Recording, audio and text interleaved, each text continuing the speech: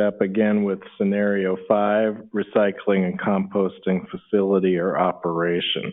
So these are entities that sell or transfer, reportable materials either to another recycling facility or to end users, and they don't generally.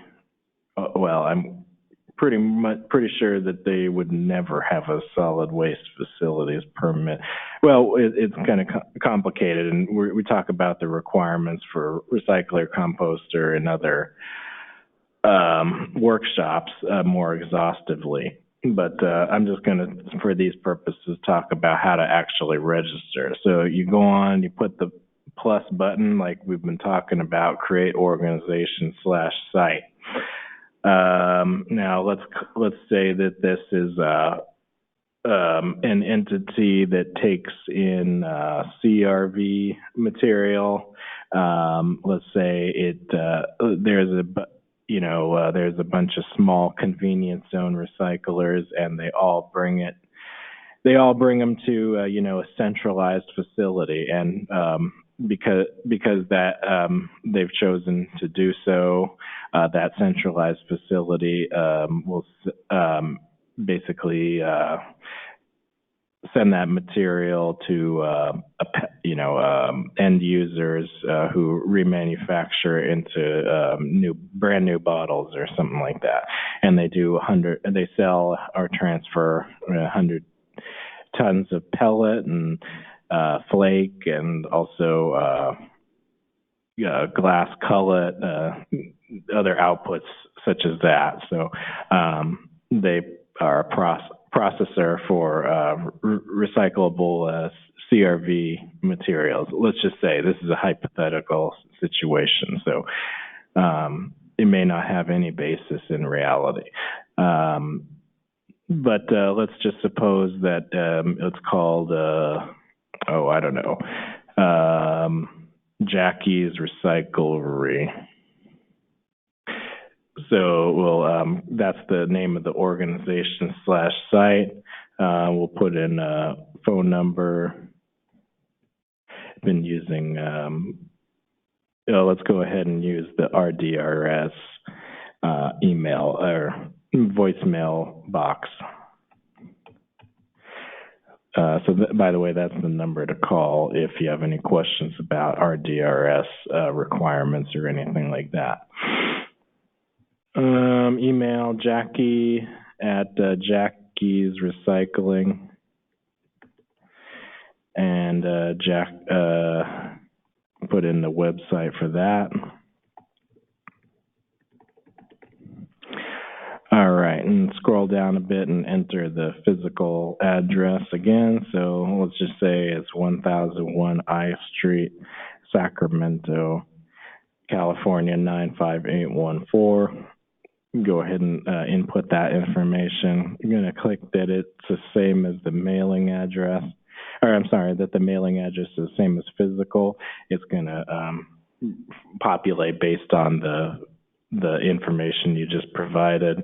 Go ahead and enter the phone number. Associate that with yourself as the primary contact. So now we'll click Add Reporting Entity Activity. Bring up the pane. Will indicate that it's a recycler /composter reporting entity activity type. And that's the activity that is pelletizing, flaking, and then sending that material on to end users or people who manufacture it into new bottles. Just continuing along with our hypothetical situation. So indicate that that's Jackie's Recyclery, and doing business as, let's just indicate that it's like Jackie's Buyback or something, if that's how you choose to, your DBA. Let's just say that it is a hypothetical situation. Okay, hit save.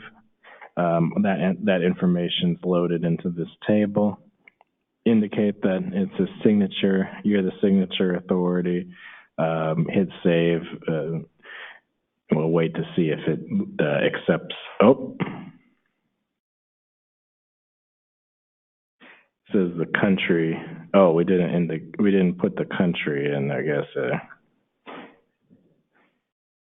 Afghanistan. Yeah, it wouldn't be Afghanistan. So, all right. Well, I don't know why that happened, but it didn't like my original input. So hopefully, I've revised it and it'll take it now.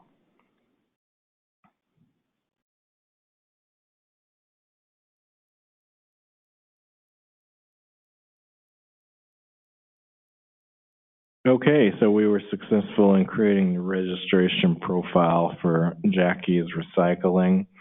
That was fairly straightforward, only took a matter of minutes, and provides the department with required information, and Jackie's Recyclery is in full compliance with the RDRS regulations as laid out. And so Jackie's Recyclery will need to start recording required information for RDRS if they haven't already done so by July 1.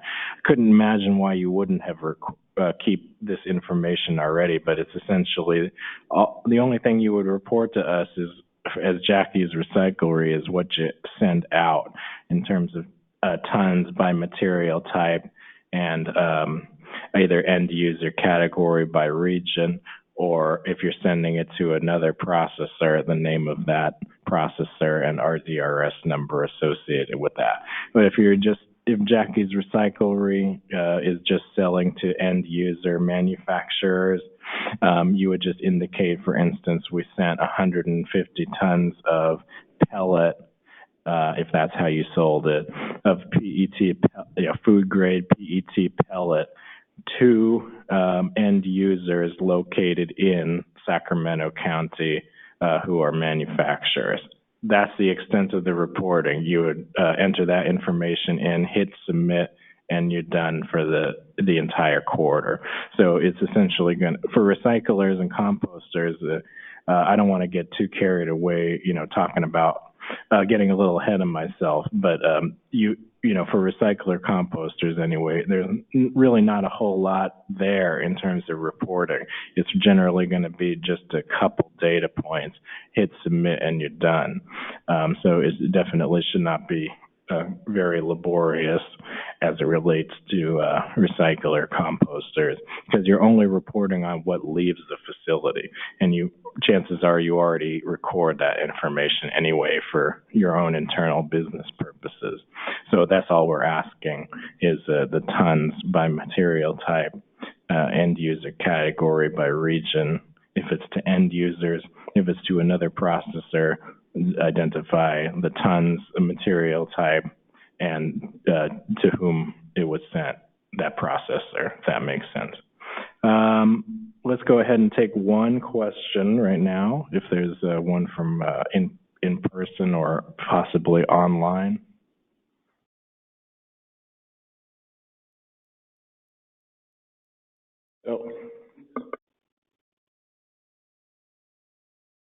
Oh yeah, this presentation will be recorded and posted to the website. Yeah.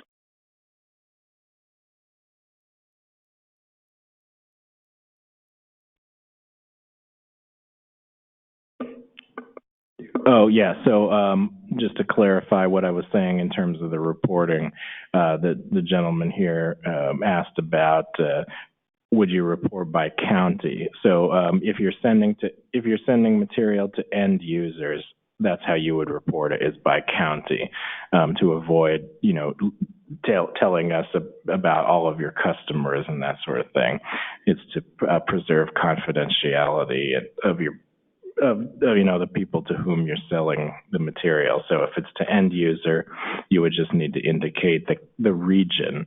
And we define the region as when it's within the state of California, it would be by county. If it's out of state, it would be the state, and if it's out of country, it would be the country. Does that help? Sure. Yeah, we can chat offline about that. Happy to clarify. Let's go ahead and